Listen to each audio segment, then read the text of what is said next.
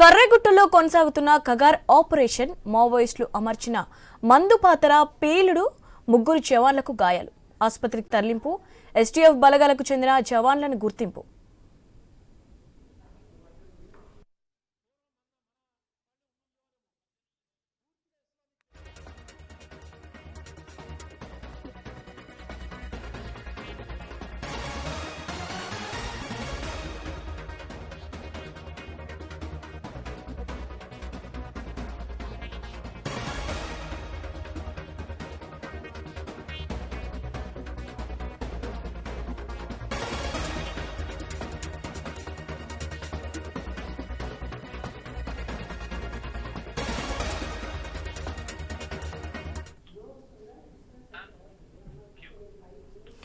కర్రగుట్టలో కొనసాగుతున్న కగార్ ఆపరేషన్ మావోయిస్టులు అమర్చిన మందుపాతర పేలింది. ఈ ఘటనలో ముగ్గురు జవాన్లకు గాయాలయ్యాయి.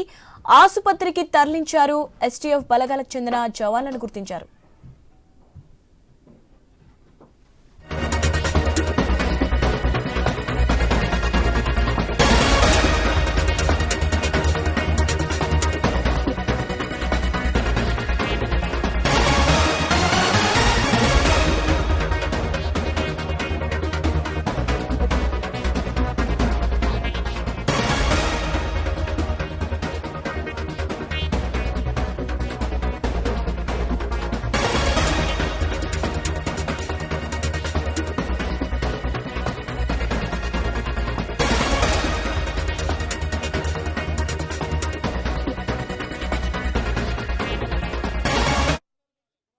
తెలంగాణ ఛత్తీస్గఢ్ బార్డర్ కర్రెగుట్టలో ఆపరేషన్ కగార్ కొనసాగుతుంది. మావోయిస్టులు అమర్చిన మందుపాతర పేలింది. ఈ ఘటనలో ముగ్గురు జవాన్లు గాయాలయ్యాయి. ఆసుపత్రికి తరలించారు. అలాగే ఎస్టీఎఫ్ బలగాలకు చెందిన జవాన్లను గుర్తించారు. రైట్, దీనిపై మరిన్ని అప్డేట్స్ తెలుసుకుందాం. మా ప్రతినిధి నవీన్ ఉన్నారు. నవీన్, అప్డేట్స్ ఏంటి?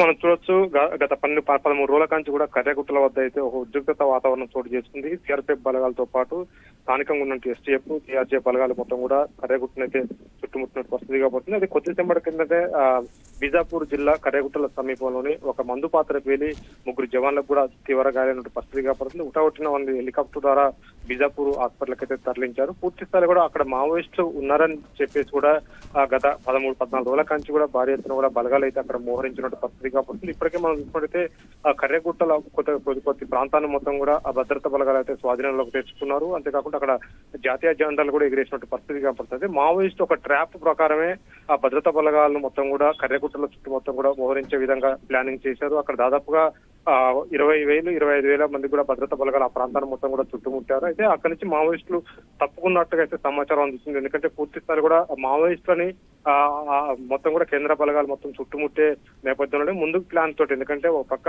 నిర్బంధం ఛత్తీస్గఢ్ లో తీవ్రంగా ఉన్న నేపథ్యంలో భారీ ఎన్కౌంటర్ జరుగుతున్నాయి.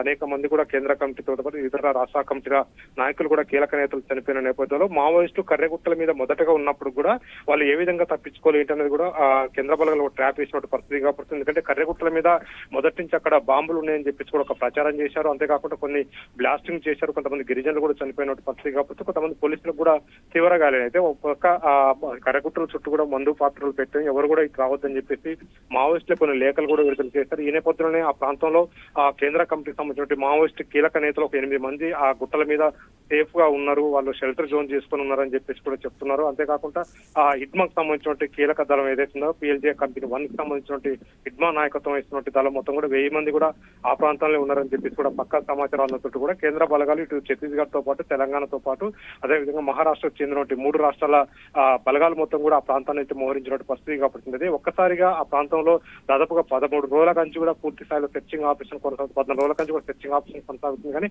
అక్కడ మావోయిస్టులు ఎవరు కూడా అక్కడ తారాసుపడిన పరిస్థితి కాబడుతుంది. అయితే సేఫ్ గా ఆ భద్రతా బలగాల్ని, అంటే ఏ ప్రాంతాల్లో అయితే భద్రత కీలక పాత్ర పోషించున్నారో అందరూ కూడా కర్రెగుట్టల దగ్గరకు వచ్చినాక భద్రతా బలగాలను మొత్తం కూడా వాళ్ళు తప్పించుకున్నట్టుగా తెలుస్తుంది. ఎందుకంటే భద్రతా బలగాలు మొత్తం కర్రెగుట్టు మోహరించిన ముందే మావోయిస్టు మొత్తం కూడా తప్పించుకున్నట్టుగా పక్కా సమాచారం అయితే అందుతున్నట్టు పరిస్థితి కాబడుతుంది. Right, thank you Naveen.